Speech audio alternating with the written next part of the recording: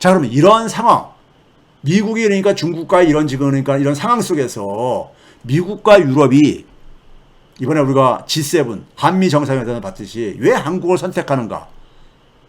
미중 간의 지금 충돌의 지점이 어딘가를 우리가 머릿속에서 전제로 하는 상황에서 이걸 이해를 해야 됩니다. 자, 우리가 이 사진이 굉장히 화제가 됐죠. G7 정상회담의 이 사진이요. 그렇죠? 사진 보게 되면은 가운데가 소위 말해서 이 주인 초대한 저기 의장 국가니까요. 네? 의장 국가 존슨이죠. 바로 그 옆자리에 바이든 저 바이든 대통령이 아니라 문재인 대통령이 서 있죠. 그렇죠? 그러니까 어떻게 보게 되면 이 사진 한 장에 많은 게 담겨 있다고 우리가 흔히 얘기를 하잖아요. 제가 뭐 소위 국뽕 얘기는 안 하겠습니다. 그리고 이게 이제 그러니까 우리가 이 사진도 우리가 화제가 됐던 거죠. 지금 스가는 지금 저 뒤에 지금 저쪽에 오른쪽 저 뒤에 이렇게 배치되어 있었잖아요. 자, 이게 그러니까는 의장 국가의 오른쪽에, 예? 오른쪽은 거의 주빈이 앉는 자리입니다. 그렇죠? 이게 어디 우리나라는 G7에 초청받은 참관인입니다. 업적으로 간 거예요. 이게 어디 참관인 모습이냐고요. 예? 그렇죠? 자, 그 다음에 이것도, 이 사진도 이제 화제가 됐던 거죠. 이게 뭐냐면은, 이, 소위 말해서 뭡니까요? 전부 다 저기 대한민국을 이제 그러니까 이 방역 이거 칭찬하는 거. 예? 대한민국 칭찬하는 일 화제가 됐던 거 얘기잖아요. 예? 그리고 일본이 G7에 들어온 걸 반대한다는데 미국과 유럽은 더 이상 그러니까는 일본을 신경 안 씁니다. 왜 그러냐면요. 일본이 그만큼 그러니까 일본한테 신경 쓸 일이 없어진 거야. 미국과 유럽 국가들이 일본에게 아쉬운 게 없는 거예요. 일본한테 아쉬운 게 있으면은 일본의 목소리가 크게 반영될 수밖에 없어요. 그렇죠? 그런데 일본이 혼자서 그러니까 아 대한민국 절대 받아주면 안 돼 그러는데 그게 별로 그러니까는 저기 그 얘기가 안 먹히는 거예요. 저 귀찮은 거예요. 그러니까요. 예? 지금 상황이 그런 겁니다. 그런데 이런 상황 속에서 국내 신문, 이게 중앙일보, 뭐 중앙일보만 그런 게 아니죠. 여기서 그러니까 이런 사진이 왜 나옵니까? 예? 스가의 와이프가 그러니까 내조를 했다. 내조한 걸 어떻게 알길래 그러니까는 이게 그러니까는 소위 말해서 국내 언론들이 관심사가 이게 관심사가 돼야 되는 겁니까? 참 제가 보면서 이거 보면서요. 참 불쌍하다는 생각이 들더라고요. 국내 그러니까는 이 부패 세력들이 시대 흐름을 인정을 안 하고 시대 흐름 변화를 이해를 못 하고 여전히 뭐냐면은 20세기 냉전 상태가 계속 지속되길 바라는 거예요. 그 속에서 자기들은 과거에 그 속에서 그러니까는 많은 그러니까는 소위 말해서 재미를 봤다 이거죠. 그 시절이 그리운 거야. 그 시절이 그리운 거예요. 그러니까 이런 기사가 내놓고 앉아 있는 겁니다. 자, 우리가 G7에 들어간 거는요, 이건 우연이 아니에요. 작년에 트럼프입니다. 2020년 5월 달에 공화당의 입장이 사실 여기 담겨 있는 거예요. 당시에 트럼프가 5월 달에 이런 이제 그러니까는 이 발언을 하죠. 뭐냐면은 I don't feel that. 이게 뭐냐면은 그러니까 이게 밑에 말 제가 번역해 놓은 걸로 가겠습니다. 이게 뭐냐면 저기 G7 그러니까 이시 G7을 가리키는 건데 G7이 더 이상 그러니까 뭐냐면 대표하지 않는다. 잘 대표하지 않는다고 생각한다 이거예요. 뭐냐? 예? 세계에서 일어나고 있는 일들을 이 G7이 그러니까는 제대로 그러니까 대변하고 있지 못하다 이거예요.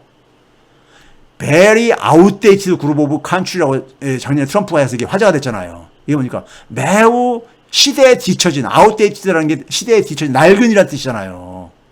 시대에 뒤처진 국가 모임체다 이거예요. G7이라는 것은요. 자, 우리가 G7을 우리가 이해를 해야 돼요. 제가 방송에서 이번 주에 계속 얘기를 했지만은 G7은요, 왜 만들어졌느냐? 미국 혼자서 세계 주요 현안을 해결할 수 없다 보니까는, 할 수 없다 보니까는 좀 협력이, 좀 일부 국가들의 도움이 필요한 거예요. G7은 뭐냐면요, 강대국들의 모임체잖아요. 자기들이 그러니까는 세계의 주요 현안들을 자기들이 결정하겠다고 해서 만든 거예요. G7은요.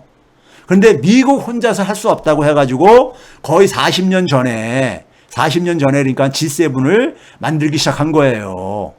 정확하게는 1975년에 이제 출범을 하지만은 1971년부터 그러니까 이 얘기가 나왔었어요. 예?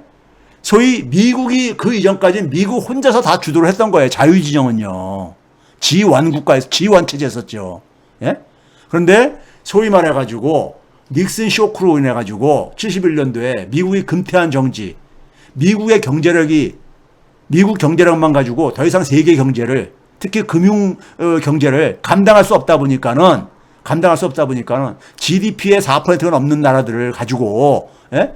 같이 그러니까 좀 도움을 받아가지고 세계 문제를 해결하겠다고 한 게 이 G7의 출발의 배경이에요. 미국이 혼자 해결할 수 있으면 이거 안 만들었죠. G7이요. 그럼 지금은 어떠냐면요. G7 가지고는 그러니까는 지금 현재 그러니까 벌어지고 있는 세계 문제를 G7이 감당을 못한다 이거예요. 그 상징적인 사건이 뭡니까요? 글로벌 금융위기인 겁니다. 2008년 글로벌 금융위기 때 G20을 만들었잖아요. 부시가요. 예? 왜 만든 겁니까요? G7 국가들이 다들 그러니까는 이 상처를, 내상을 깊이 입었거든요. 금융위기로요. 그 자기들끼리 그러니까 이것을 헤쳐나갈 수가 없었던 거예요. 예? 헤쳐나갈 수가 없었던 것이죠. 그래서 G20을 만든 거예요. 예? 아니, 소위 말 전통적인 선진 국가들 자기들끼리 해결할 수 있으면은 왜 뭐 굳이 그러니까 G20을 만들어가지고 골치 아프게 20개 국가가 모여가지고 그 결정하기도 힘든 만장일치해야 되는데, 예? 그걸 만들었겠습니까? 이게 무슨 얘기냐면요. 과거 그러니까 우리가 G1 체제, G7 체제는 뭡니까요? 소위 말해서 20세기 시대의 문제하고 21세기 시대의 문제가 전혀 다른 문제들이 지금 벌어지고 있다는 겁니다. 그래서 제가 그걸 가지고 새로운 처음이라고 얘기하잖아요. 새로운 처음이요. 21세기에 등장한 새로운 처음들은 기존의 20세기의 소위 말해서 국제 관계에서 만들어진 하나의 국제 주요 현안을 결정체인 G7 가지고는 해결이 불가능한 상태가 도래한 거예요. 21세기의 대표적인 두 개의 새로운 처음이 뭐예요? 글로벌 금융위기, 그 다음에 코로나. 이거를 미국이나 G7 힘 가지고 안 됐잖아요. 우리가 지난해 코로나 봐보세요. 코로나에서 제일 그러니까 타격을 입은 나라들이 누굽니까? 미국하고 서유럽 국가들이었잖아요. 예? 자기들끼리 해결을 못하는 거예요. 그러니까요. 금융위기도 마찬가지고요. 그래서 트럼프가 뭐냐면은 a very outdated group of country라고 얘기한 거예요. 예? 더 이상 그러니까는 I don't feel that it properly represents, 더 이상 이거 지금 세계, 이게 정확하게 얘기한 거예요. 미국의 엘리트들이 가지고 있는 생각을, 저 G7 모여가지고 맨날 그 거들먹거리면서 하는데, 뭐 해결 능력 같은 거 하나도 없으면서, 예? 해결 능력이 없는 친구들이 모여가지고 가는 게, 트럼프가 볼 때는, 트럼프는 사업가다 보니까는 별로 실리도 없는 거예요. 그러니까요. 예? 자, 이게 공화당의 입장이라면요, 민주당의 입장. 미국 민주당의 입장을 대변하는 곳이 어디냐면요, Foreign Policy라고 있습니다. 여러분들 Foreign Affairs라는 미국의 예교 잡지가 있죠. Foreign Policy는 양대 산맥입니다. 에? 양대 산맥인데 이게 미국 카네기 재단에서 운영하는 거죠. 미국 카네기 국제평화재단에서 이제 가는 건데, 미국 카네기 평화재단에서 작년 6월 10일 날에 비슷한 시기에 뭐라고 얘기합니까? 현재의 G7 멤버에다가 플러스 한국, 제일 처음에 한국을 가고 인도, 그 다음에 호주, 세 개를 합해가지고 D10 만들자. D10을 만들어라. 이걸 제안을 했어요. 예? 미국 민주당 계열의 외교 엘리트들이 이걸 제안을 한 거예요. 그러니까 공화당도 그러니까는 트럼프 때는 뭡니까? 트럼프 때는 G11 만들자 그랬잖아요. G11이요. 예? 그러니까 G7이 더 이상 그러니까는 유효하지 않다는 것은 공화당과 민주당 둘 다 인식이 같은 거예요.